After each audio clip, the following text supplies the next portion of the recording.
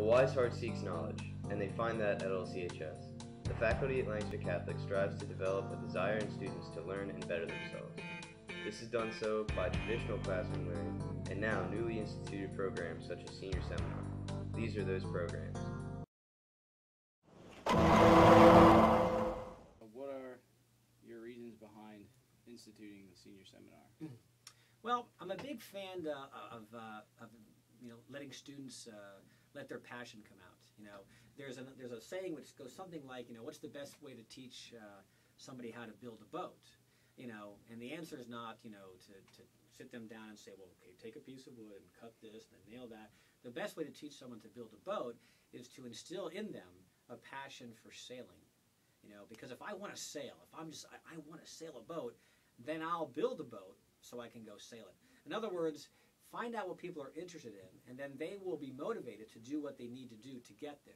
So if someone says, I want to be a professional baseball player, right, then I'm going to practice and work out and exercise and practice batting and hitting to get there. If I want to build roller coasters, okay, then yeah, guess what? I'll learn physics and all, etc., so I can then build roller coasters, as opposed to just, taking classes and saying, you must take this class. Why? Well, because you're going to need it someday. There's truth to that. Algebra is important. But if you could go to the opposite end and say, what motivates you? What are you passionate about? Then you're willing to learn new skills and gain new knowledge to be able to accomplish your goal. So Senior Seminar stops and says, what are you passionate about? What are you interested in? And then let you pursue that, through a project, through trying to redesign something, just through basic research. If you're really passionate about, the medieval ages, well then why not, spend that class period in senior year, researching the Middle Ages, doing a report on knights or castles or whatever, or King Arthur or something like that, and building a replica of a 12th century castle, so whatever. I mean, something that you're passionate about, because you learn better. There's no doubt about it when you're excited about some kind of subject matter. Alright, can you guys just introduce yourselves? Start. Hi, I'm Jeremy Hall, senior at Catholic High. I'm Reed Scott, senior at Catholic High. I'm Brian Henry, senior at Catholic High. What are you guys interested in doing as careers? And does this project pertain to that in any way? I'm going into automotive, so it actually does help a lot. Automotive and racing, so. Other than traditional classroom education, what are some of the other academic opportunities at LCHS?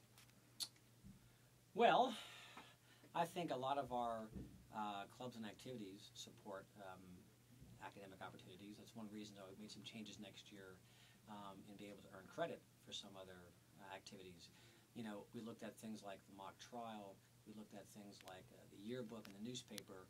In most other, schools, especially the public schools, which are much larger, there's enough students to have a journalism class or a mock trial class. And so students that are doing the same things that we're doing here get credit at other schools, and we traditionally do not give credit.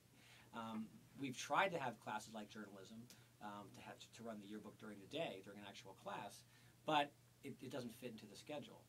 Most of our students take pretty full schedules, and if the yearbook staff's only 20 people, the chances of all those 20 people getting the same class period to take yearbook class doesn't work out.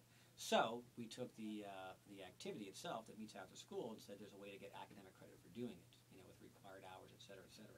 So that's why things like the yearbook and the newspaper and mock trial will get credit. We're working on the musical as well. Again, in other schools, you can take a class and you work on a musical all year long and then produce the musical, and you're getting credit. Here, our students are putting in hundreds of hours on the musical, and it's a great activity, but there could be some academic credit there as well. So a lot of our clubs and activities do that. I think the other thing I put out to the department heads this year to work on for next year is I want some type of non-traditional class. Now, we're working on online classes, but I mean other ways to earn a credit. For example, Mr. Martin and I have talked in the history department, and we're looking at maybe a summer trip that starts in Philadelphia, maybe dips down to Baltimore, then maybe ends up in Gettysburg. So for 3 or 4 days, you're not just talking about American history or the Civil War, but you're tracing the footsteps of the Civil War, seeing the actual places, and then doing some research on the side, and then earning a credit, or a half credit, whatever, for doing some kind of course like that. So following like the college model, what are the other ways I can earn some credits? For phys ed, I'm thinking about maybe like a 3-day backpacking adventure. So you do some practice hike, learn about camping, et cetera, and then do an Appalachian Trail for a couple days, and you can earn a phys ed credit. So we're looking at some options like that. It's exciting, very exciting. What are plans to keep curriculum up to par with the constant technological advances of the 21st century? Well, one of the other things that were announced with the academic changes was the move to technology. We put out there a 3-year goal to be a one-to-one school, which means within 3 years, every student's walking around the school with an iPad. Okay, we've got pilot programs going already.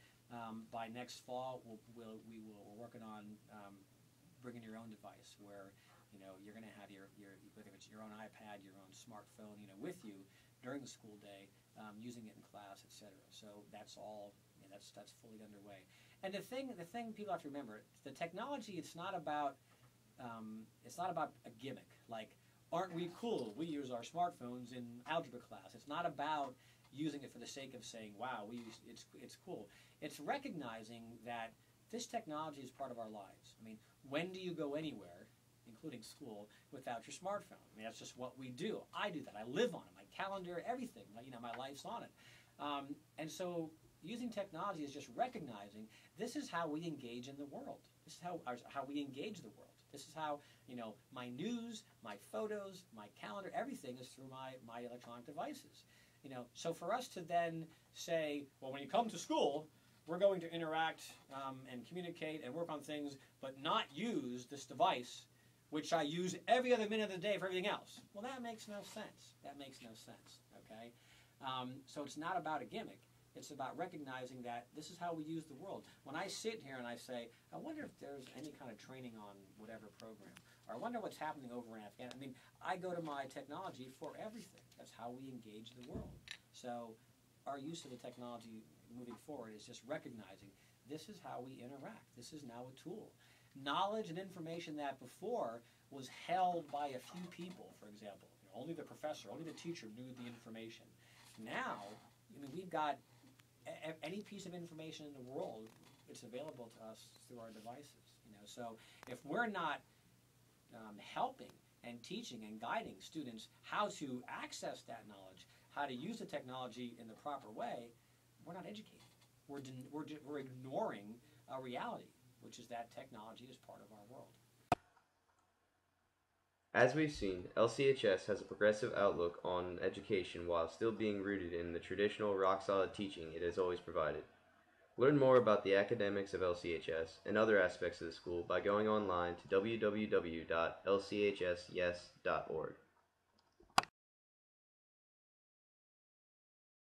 That was the big catastrophe.